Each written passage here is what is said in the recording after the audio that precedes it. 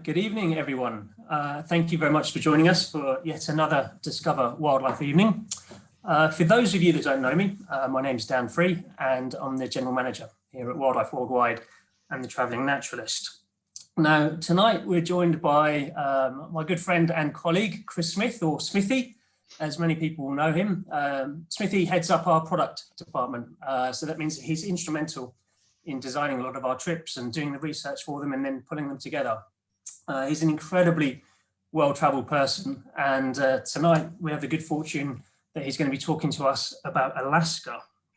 Now, we're expecting the talk to take probably around 30 or 40 minutes.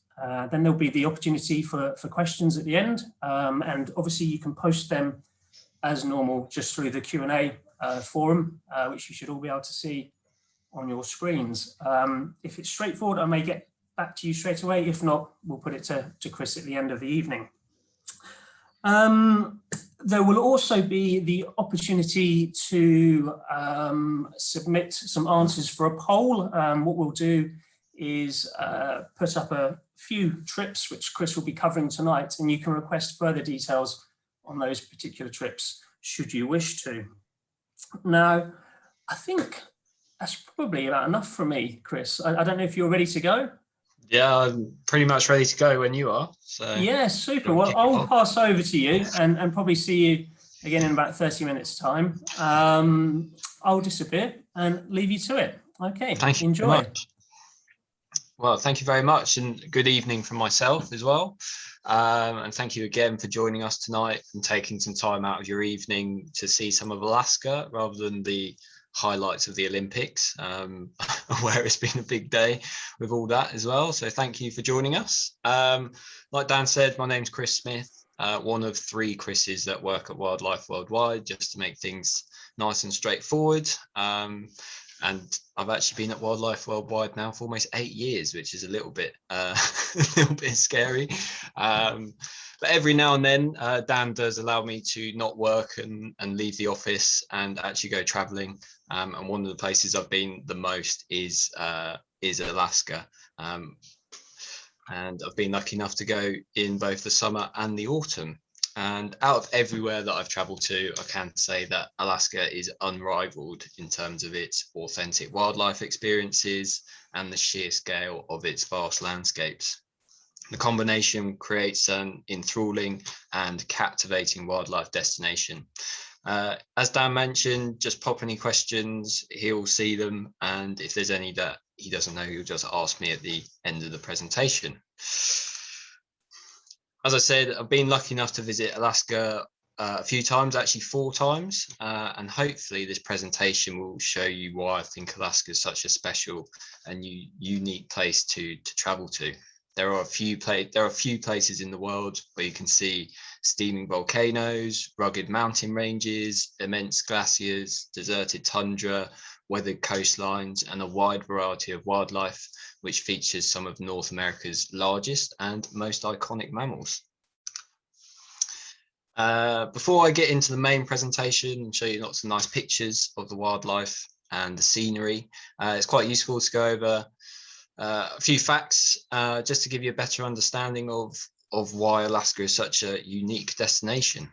Firstly, as you can see, Alaska is absolutely massive. It covers an area of just over 1.7 million square kilometers. It's the largest state in the USA by quite some way. In fact, in terms of size, Alaska is equal to 20% of the rest of mainland USA. And to put that in even more perspective, Alaska on its own is roughly 7 times larger than the whole United Kingdom. The population of Alaska is pretty much the only thing that isn't particularly big in this state. An incredibly small population spread over an enormously large area.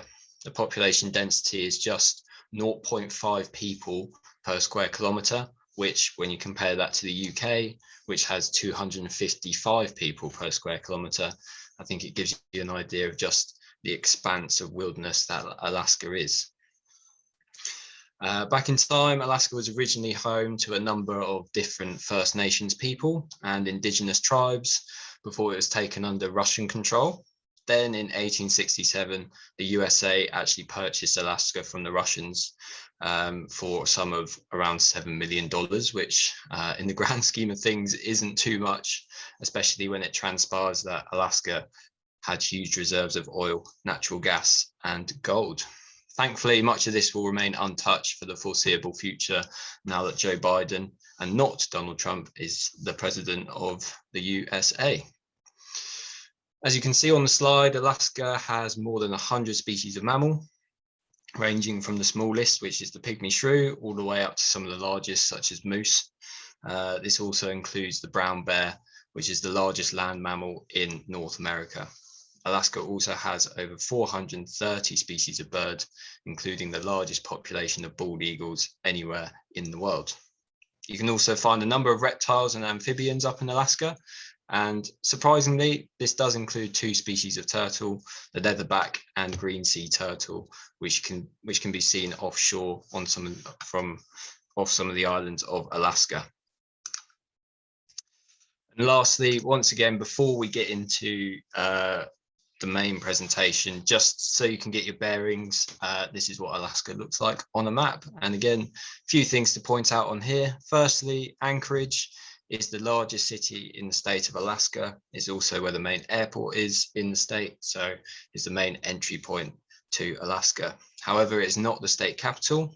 That is actually Juneau, down in the very southeast corner of the state, which is almost completely surrounded by neighboring Canada. In fact, the only road that connects Juneau with the rest of Alaska goes through Canada.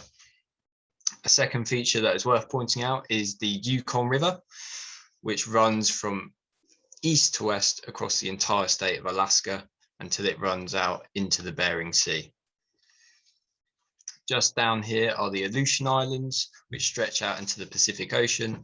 And this is probably the most likely place you would see the turtles. But again, Alaska isn't necessarily a first choice destination for seeing turtles. And lastly, as we all know, the thin stretch of water separating Alaska and the rest of the USA from Russia is the Bering Sea. And a large amount of Alaska's landmass is above the Arctic Circle, including one of the largest reserves anywhere on the planet, the ANWR, which is the Arctic National Wildlife Reserve, which is located roughly around here. So what I'm going to do for the rest of the presentation after that very brief overview of Alaska is just show you some of my favorite locations in the state, which I feel best encapsulate what Alaska has to offer. And to start with, we're going to head down towards the south of Alaska to this region here, where we're going to look at Katmai and Kodiak Island. So our first stop, so to speak, on our presentation tonight is, as I just mentioned, Katmai and Kodiak Island, which, like many places in Alaska, is extremely remote and only really accessible by light aircraft, but it is also possible to reach this area by boat as well. The reason people travel all the way to Katmai and Kodiak Island is to see brown bears, which can be found throughout the region. In fact, it is believed that the brown bears on Kodiak Island specifically could even be a subspecies, as the individuals found on that island are much larger than those on the mainland. Here in this picture, this brown bear is actually searching and digging for razor clams on the beach whilst the tide was out, which meant that the salmon weren't swimming upstream at this particular time. It was around mid-afternoon when I took this picture, and so the bears had to look for another source of food in the meantime. Brown bears have an incredibly varied diet, which is highly dependent on the season. For example, they eat fruits and berries in the spring, and then in the summer, then salmon during the mid and late summer. Katmai and Kodiak is really the best place to see brown bears in Alaska. The state itself is home to 70% of all brown bears found in the whole of North America. And the individuals found in this part of Alaska tend to be the biggest brown bears that you can find anywhere on the planet, as I mentioned before. The brown bears start to congregate around the various rivers and streams in Katmai and Kodiak during the height of summer, June and July, in anticipation of the salmon, who themselves are making their way up the rivers where they were born in order to spawn. And the bears really do make the most of this feast, catching salmon just as they enter the river from the sea. Quite simply, the bear watching in Katmai and Kodiak is, in my opinion, unbeatable. And it's very easy just to spend loads of time just watching these bears and photographing them as they go about their normal daily behaviors at this time of year. This bear here, came across it whilst on a walk along the beach, and it was just before the tide came in. And when the tide comes in, it brings all the salmon with it, and it's probably best that they save their energy, because when the salmon do arrive, it can be very, very frenetic indeed. Bears can be seen at any time whilst exploring Katmai and Kodiak Island, whilst walking or from boats or any other kind of mode of transport that you use in order to get to Katmai or explore it. And even when out on foot, as happened when I took this particular photo here, as we were sat on a log overlooking the river, when this mother and 2 cubs appeared from the long grass, entered the water, and then walked within 10 meters of us. Now, the idea of encountering bears on foot might seem quite odd, but it is one of the best ways to view them and really appreciate them. As long as you respect the bears, they will leave you well alone. Many of the established lodges in this region have been running for well over 25 years, and they wouldn't have been going for that long if there had been any issues with this type of bear viewing. Now, one location in particular in Katmai, and well, it is in Katmai National Park, is Brooks Falls. And in a similar fashion to much of Alaska, the only real way to access this part of the state is by light aircraft. And for Brooks Falls, you need to catch a water plane. And landing on the water in the plane is quite an experience in itself. Now, during that flight over, you do get some fairly spectacular views out the window. As you fly over, some of the most dramatic scenery in Alaska. So it's very, very good idea to have your camera with you at all times whilst you're up in the air. What you're flying over here as you make your way to Brooks Falls is called the Valley of 10,000 Smokes. This valley was filled by ash from the eruption of a volcano called Nova Rupta all the way back in 1912. After this eruption, thousands of steam vents appeared through the ash, creating this scene which appeared to have 10,000 smokes, which hence the name. And as you can see, the geothermal activity continues passively to this day. This geothermal activity and this volcanic landscape is the actual reason why Katmai is a national park. It's not actually the bears. So the Valley of 10,000 Smokes is one reason why people would travel to Brooks Falls, but the main reason really is to see these guys, the brown bears, and specifically to see brown bears catching salmon as they jump up the waterfalls on their way upstream. Now, some of the brown bears have become extremely good at catching salmon in midair with their mouths as the fish try to jump up the waterfall, as you can see here. However, some of the bears are not quite so skilled or lucky when it comes to catching the salmon as they jump up the waterfall.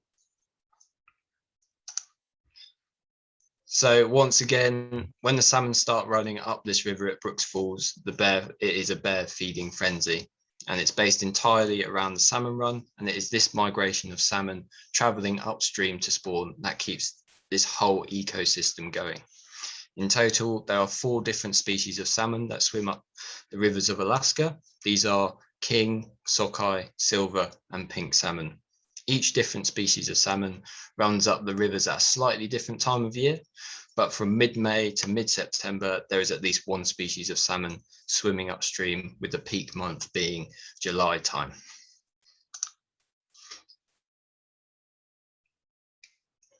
So if you really want to see brown bears, then Katmai and Kodiak Island are the best places to go, as they provide both excellent sightings and photographic opportunities. I know some of my colleagues, including Dan, will suggest other locations for seeing brown bears, but in my opinion, Alaska is the best destination in the world to observe these amazing mammals. Now, the second location, which I'd like to show you in Alaska tonight, is called Prince William Sound, which is located on the south coast of the state. And it's roughly about 90 minutes to 2-hour journey away from Anchorage, which on this map doesn't look like that far, but that's the kind of timings we're looking at to make that kind of distance in Alaska. Prince William Sound is one of the key coastal ecosystems in Alaska, and it combines stunning scenery with fantastic wildlife. Glaciers carve their way through the mountains all the way to the water's edge, and you can stumble upon fields of small icebergs such as this one, which I was lucky enough to stumble across. Captain James Cook actually entered Prince William Sound all the way back in 1778, but this part of the world is also known for the infamous Exxon Valdez oil spill, which happened in 1989. However, since then, I'm pleased to say that the area, the habitat and the wildlife have all made a remarkable recovery since then. In my opinion, the best way to travel and experience Prince William Sound is by a small boat. This one here, which I went on, carried just 14 passengers and had 5 crew. This method of travel allows you to navigate some of the smaller fjords, coves and inlets that the larger cruise ships, which do go to Alaska at times, can't reach. So you won't see any large cruise ships throughout Prince William Sound. And exploring this enchanting and intriguing coastline is very hard to beat. And exploring Prince William Sound is made even better by the fact that you can wake up to scenes like this in the morning. The sheer size of some of the glaciers in Prince William Sound is quite incredible. And this part of Alaska is holded for centuries by the powerful forces of the glaciers. Just to give you an idea of the sense of scale for these glaciers, you can just about make out our boat right here, which in comparison to the glacier makes the boat look absolutely tiny. Some of the boats have kayaks as well, which you can use to explore the more remote and secluded parts of the coastal environment.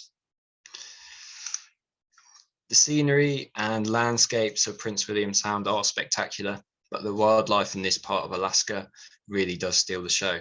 Probably one of the most loved animals in North America is the sea otter, and you can see loads of them in Prince William Sound. Sea otters are one of the world's smallest marine mammals, and they're famous for having up to 1 million strands of hair per square inch of their fur, which means they have the thickest and densest fur of any animal in the world. Stellar sea lions are another marine mammal you can spot in Prince William Sound, and you can almost see them in their hundreds whilst you're out there. Other mammals that you might come across are harbour seals, humpback whales, black bears, moose, and brown bears as well. But I've probably shown you enough pictures of brown bears already. There's a great deal of bird life to see in Prince William Sound as well. There's more than 200 species to be precise. The birds range from puffins and bald eagles to harlequin ducks and redneck grebes. Prince William Sound isn't necessarily somewhere most people think about when they're considering to travel to Alaska, but I can safely say that it's well worth the effort of traveling there to enjoy its landscapes and wildlife. Now, the third destination I'd like to show to you tonight, going to venture a bit further north up into the Alaska range of mountains in southern Alaska, and in particular, we're going to have a look at the magnificent peak of Denali or Mount McKinley, which is around a 3 to 4 hour drive from Anchorage. So Denali or Mount McKinley is the highest mountain peak in North America, with the summit being 20,300 feet or just above 6,000 meters above sea level. The local First Nations people in this part of Alaska are the Kuyukon people, and they have called this mountain Denali for centuries. However, back in the late 1890s, a gold prospector named it Mount McKinley in support of a then presidential candidate called William McKinley. Now, Mount McKinley was then the official name of this mountain all the way up until August 2015, but then the Alaska government changed it back to its indigenous name, which is Denali. Now, when you're At Denali, it is possible to do scenic flights, which gives not just excellent views of the peak itself, as you've seen in the previous slides, but also the surrounding landscape, like this immense glacier carving its way through the mountains of the Alaska range. Now, it took a while for this mountain to be climbed. After 3 failed attempts, Denali was successfully climbed in June 1913 by a party led by Harry Carstens and Hudson Stuck, which, when you think about it, isn't necessarily the best surname for a climber. But quite rightly, the peak of Denali then became the centre point of the national park and reserve, which now has the same name. There's more wildlife to see at Denali. There's a great deal, well, there's more than the mountain to see in Denali. There's also a great deal of wildlife, such as moose, this being a female, of course. Brown bear too, particularly blonde individual, this one, and ground squirrels as well. On the lookout for predators, which is probably a good idea, because when I went there on my first journey to Alaska, I was lucky enough to see wolf actually within 20 meters of me. But it's one of those wildlife experiences that you can't quite believe, but also don't have your camera with you to capture the moment either. So you can really see any type of all sorts of species here, especially during the summer months. But even at Wildlife Worldwide, we do have to admit that there are occasions when the landscape is so spectacular that the wildlife, every now and then has to take a back seat, and you can't go to Alaska without seeing Denali lit up pink during a sunset. Now, another location I'd like to show to you tonight is situated in the very southeast corner of Alaska, which is down here, and it's called Sitka Sound, and it's located just off the shores of Baranof Island, amongst the islands of the Alexander Archipelago. The reason to highlight this location in Alaska is that it's a particular hotspot for a particular natural phenomenon. And that phenomenon is humpback whales bubble net feeding. This unique behavior is only seen amongst certain populations of humpback whales and actually a few individuals of bride whales. And it's one of the few surface feeding behaviors that humpbacks are known to do. Now, the waters of the Pacific Northwest of British Columbia and Southeast Alaska have long been known as being a location where you can see this particular behavior. But pinpointing the exact time and place where this behavior takes place has been quite challenging. However, there are certain bodies of water surrounding the islands in Southeast Alaska in the Alexander Archipelago, such as Sitka Sound, which seem to attract especially large schools of migrating and spawning herring in the spring, which is one of the favorite foods of humpbacks. There are actually specific subpopulations of humpback whales which have learnt in time to alter their own migration in order to take advantage of this gathering of herring. Having given birth to their calves in the warm waters of Hawaii, some of the humpbacks specifically migrate to the waters around Baranof Island and especially Sitka Sound because they're this destination for these enormous schools of herring. And they gather between mid-March and early April, which is a lot earlier than the rest of the humpbacks would be returning, which would be around June time. Having not fed for months, the humpbacks gorge themselves on the annual predictable feast, and you can actually get pods of up to 10 or more humpback whales spending the entire day bubble net feeding. And during that time of year, it's possible to see anywhere between 30 and 50, and sometimes as many as 70 bubble net feeding events per day.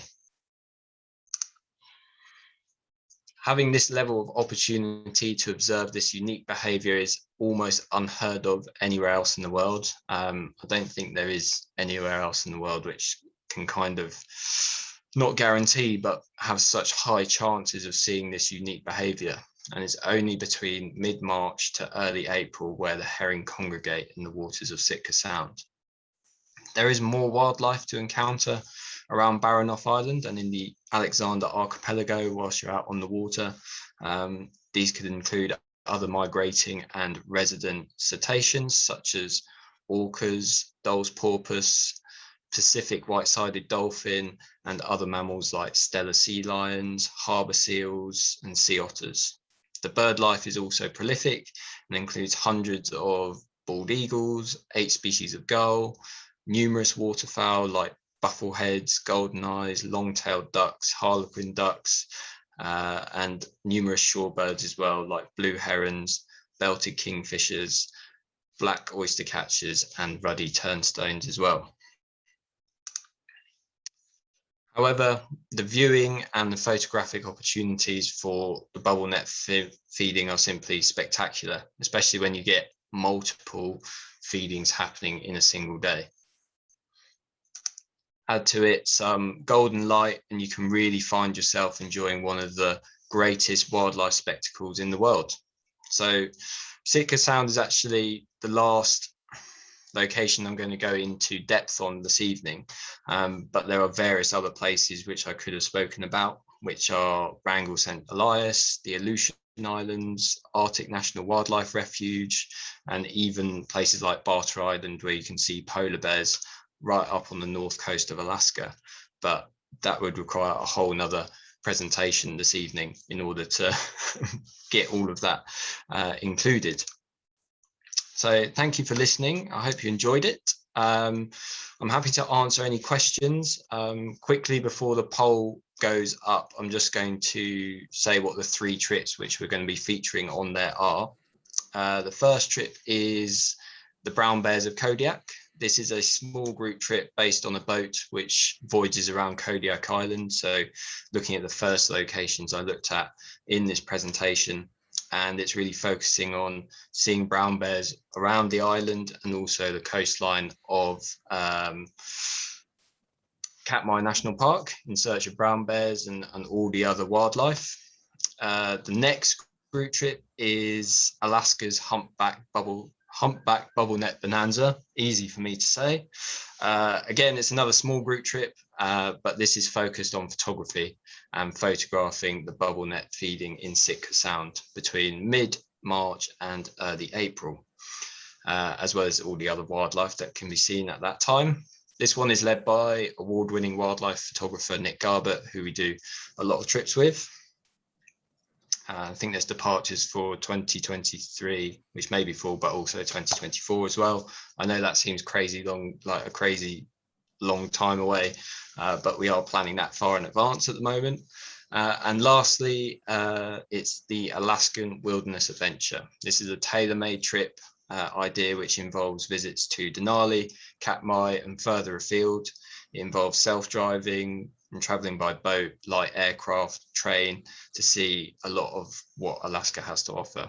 Whilst it is a complete itinerary on its own, it can also be adjusted to suit any other requirements or other interests you might have when visiting Alaska. So those are the trips which we put up on screen. Hopefully you can all see them. If you select one of them, we'll get a travel plan sent out to you as soon as we can from tomorrow. So yeah, any questions, I'll try and answer them as best as I can. Good man, Chris. That was fantastic, mate. Really, really super. The landscape and then the wildlife, it's spectacular, isn't it? I've not made it out to Alaska yet. Like you say, I've been to the west coast of Canada quite a few times, but it's quite a contrasting experience by the looks of things. You know, west coast of Canada, I absolutely love, but obviously the bear watching there is slightly more premeditated, isn't it? In the sense that you've got stands and you've got specific activities, whereas I guess in Alaska, there's a bit more freedom, is there? Is that fair to say? You know, for sure. I mean, as I mentioned, you can see bears on foot, which isn't necessarily something that you get, well, anywhere else in the world. And when I mean on foot, they are coming, you know, can come quite close to you. But as long as you're out with a guide at all times, and you respect the bears, then it can only be a positive wildlife experience, and an extremely rewarding one. Having done it myself, seeing brown bears on foot is very difficult to beat. Throughout Katmai, at Brooks Falls, I was walking along a path to the famous platform at Brook Falls, and I was walked off the path by a family of brown bears. Unfortunately, Wow. you have to let them walk. You have to let them walk on the path, because at that point in time you can't really argue with them. But yeah, it's in Alaska, it does seem that the wildlife, you're in the wildlife's territory and you're the visitor, which there's not necessarily the same in some other places where you can see brown bears around the world. That's fantastic, because we do have a few questions for you, so you're not gonna get away with that, I'm afraid. One is from a gentleman called Doug Radford. He's asked, what are the mosquitoes like in summer? Are there lots of biting insects? Is it something to be aware of, or what are your thoughts on that, mate? Definitely something to be aware of. More than be aware of, you should take the suitable precautions with you. Especially if you go from midsummer to late summer. So we're talking end of June to mid-August, really. And in certain parts of Alaska, the mosquitoes can get to high numbers. But as long as you have your repellent, then you should be absolutely fine. There wasn't enough for me to wear a head net necessarily. Okay. Yep. But I would certainly recommend some repellent, and thankfully in Alaska you do cover up most of the time, so you don't have to have your arms and legs out, because the temperatures are around 15 to 18 degrees even during the summer on average, so you can be covered up mostly, which you don't have to use lots of repellent, but at the same time it's definitely worth having some with you if you're traveling during that height of summer. Cool. And the accommodation, Chris, what's your experience of that? Would you suggest decent standard? Are you well looked after? Certainly, mostly lodge-based kind of accommodation throughout. Obviously, in the cities, you're staying in 3 or 4 star hotels, much as you're accustomed to here in Europe or in North America. But it's very much lodge-based accommodation when you're out in the wilderness, and that's when you have all your meals included. There'll be the guides will be hosting you and taking you out to see the bears and the other wildlife and this kind of thing. So very comfortable lodges. If I was to put a star rating on it, it'd be 3 or to 4 star. Okay. Obviously they don't get star ratings because these places don't have lifts and things like that, but all perfectly comfortable, and some of the best lodges in North America can be found in Alaska. So there's a number down in Katmai which you could consider. Too many to mention, and also depends on availability, but yeah, all very, very good options. So there's not one that stands above the rest. There's various very good ones that you can go and stay at. Brown Bears, a Kodiak trip is actually based on board a boat, a comfortable boat. So that's just a different accommodation style that we have in Alaska, that there is in Alaska. And again, if you're self-driving, there may be some motels involved in your itinerary, but again, perfectly comfortable as you would expect. Breakfast is included, and there's restaurants nearby. Alaska is known for its fish, so it's well worth getting an Alaskan style fish and chips when you're out there, if you ever do get to go. Fantastic. And presumably you're going out in small groups, Chris, aren't you? There must be a ratio of clients to bear guides and so forth that they can operate with, and you're not walking around in massive groups by any means, are you? From a health and safety perspective. It'd be one guide to about 4 or 5 guests. Any more than that, they can't necessarily control what everyone is doing. Everyone's got to stay single file and compact in order to do it safely. So in terms of boat trips, I mentioned the boat there that was 14 people. The way we do Alaska is much more smaller scale. So yes, we have realized that there are cruise ships that go to Alaska and things like that. That's not what we do. We're very much about the smaller, the lodges, get out into the wilderness. More intimate, yeah. Yeah, exactly. So yeah, when you're out on foot or exploring, you wouldn't expect to be in groups larger than 4 or 5 when you're out on foot. A platform I of think, lodge, which I know is popular, yeah. you're looking at about, there's 40 people on that platform. Whilst I know that may seem busy, for how famous that location is actually very, very regulated and very, very controlled, and you have plenty of space when you're there taking pictures as well. That was just one example that came to mind. Yeah, we have had somebody comment about that, about Brook Falls, and it is fair to say that it is it can be a challenging place to operate with, isn't it? In the sense that you do have it's quite regimented and you have the specific time slots, and there's obviously pros and cons to that, isn't there? There is pros and cons. The pro being that everyone gets a good amount of time at the falls to sit there and enjoy the bears. In the height of summer, so we're talking mid-June through to mid-August, regardless of what time you're on the platform, you will be seeing bears. They don't all turn up in the afternoon. They're not all early risers. They'll be there at all times of day.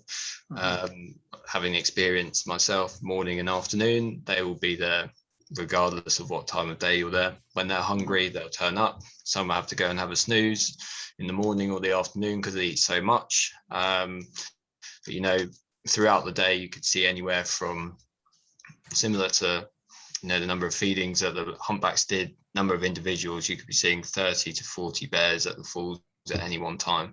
So there's a huge number of individuals to look at, to photograph. And like I said, you'll split. So the platform at Brooks Falls is set on 2 levels, one higher than another. So they spread out the people that are allocated that time to then, you're split that way as well. And, bears are coming from around you, mother and cubs came from behind the platform and sat right in front of the platform. You've got bears coming from all directions to that particular location. So yeah, timing doesn't affect it too much. Do you see much interaction between the bears, or is there so much food that they're just not fussed about each other, or is there a bit of, I don't know, not territory stuff, or kind of between males, rival males? Or I know, like from my experience in the west coast of Canada, that the females and the cubs will naturally try and stay clear if the big males are around. For example, I think that the big males used to feed first thing in the morning and last thing in the afternoon, early evening, and the cubs and mothers would come out in the middle of the day. Is that a similar story to Brook Falls, or is it just a free for all? Pretty much, yeah. It is a free for all. Obviously, there's some social distancing involved, to coin a term so famous in the last 18 months. So they're not going to get too close, but those distances which they get within each other are much smaller. You've got big adult males getting within 2-3 meters of each other also there, which is almost unheard of. You've got, like I said, you've got mothers taking their cubs down and leaving them on the waterside whilst everyone else is going fishing. Again, that's not something that would happen at any time of year, but there is that much salmon and that much food at that time that they're pretty relaxed in a sense of how they've got, the big males tend to get their own spots in the river or at the top of the falls, and no one kind of messes with them. But for the most part, there is literally salmon everywhere. So like I said, not as much social distancing as normal with those guys. Okay, Smithy, I'm going to put you on the spot slightly here, and I will try and help you out if you struggle, although I'm sure you're going to be great. Slightly ominous. Somebody's asked if you can possibly explain what goes on with the bubble net feeding. Just a very brief kind of overview about what's going on there. Okay, I'll do my best. And thankfully, Dan's a pretty strong naturalist if I get things wrong. So as I'm aware, bubble net feeding involves a pod of at least 3 or 4 individuals of humpback whales. They will proceed, they'll firstly locate a school of herring, and then when they have located a suitable school of herring, they will then descend and drop down underneath that herring, at which point they then blow bubbles from the top of their heads where they breathe, and those bubbles are used to then encircle the herring in this kind of column of bubbles. And then what happens is, when that is suitable and the herring are so bunched up in one place in this column. The humpback whales then proceed to then swim straight up that column, and then when they reach the herring, they open their mouths as wide as possible to engulf as much of it as they can, and that's pretty much it. So there is some people think they can time when the whales are going to come, so you start seeing, you know, the air bubbles starting to appear on the surface. It's a very telltale sign of what's about to happen. And then, you know, sometimes people count down from 10 seconds, and on one, you suddenly see 5, 6 humpback whales emerge from the water, taking huge numbers of herring. So hopefully, I explained that well enough. I don't think I'm threatening David Attenborough with narrating skills anytime soon. You did that very well, Chris. No, you did. It's remarkable behaviour, isn't it? It is absolutely astounding to think that they're that coordinated, that they can produce that ring of bubbles really to entrap the herring and then push them all up to the surface. And learn entirely on their own as well. It's not even all humpback whales that can do this. It's a very, very small subpopulation of humpbacks in this particular part of the world that have learned somehow how to do this. It's amazing. How on earth they did that, who knows? Yeah, that's a pretty cool trip we've got there, I think, with Nick. You and I were both heavily involved with that, but exclusive charter of that boat. I think we've got 6 people on that trip per outing, and 7 days of just going out watching the bubble net feeding. So no, that should be fantastic. I don't know, I think 2023 is already sold out, maybe even 2024 is getting that way, but yeah, I don't know what I'm doing next week, to be honest. So it is a bit like that at the moment, isn't it? Yeah. I think we've pretty much covered off the majority of the questions there, Chris. So I think we'll look to wrap things up. But there's lots of fabulous comments coming in. I can see that people have posted their requests on the poll, so we will get onto that tomorrow as quickly as we can and send them out, which is fabulous. And yeah, you've obviously just moved over to the final slide there, which is a great prompt for me, just to remind everybody that should you wish to book a trip to Alaska, we are offering a special offer, and if you quote the discount code ALZOOM, you can get £100 per person off one of our Alaska trips. I think that offer is until around mid-August, I believe, but we'll obviously confirm that in a follow-up email. We have our booking promise, so you can book with absolute confidence, knowing that if we're not able to operate the trip, you will be entitled to a refund. And then finally, just to remind you that we have another talk this Wednesday at 1 o'clock with Rob Smith, who is our guide from Colombia, and Rob will be talking to us about our Colombia's Birds and Mammals trip, which is a new trip that we've just pulled together, which is very exciting, really kind of targeting as the name suggests, the key birds and mammals of Colombia. So that should be great fun on Wednesday. But on that note, I think we'll wrap things up, Chris. And just to say thanks ever so much. That was a really, really informative talk. And I'm sure there's plenty of people that want to go to Alaska now. Let's just hope things start to open up a bit more. But no, thanks for tuning in, guys. Yeah, really appreciate it, and take care. All the best. Thank you very much, everyone.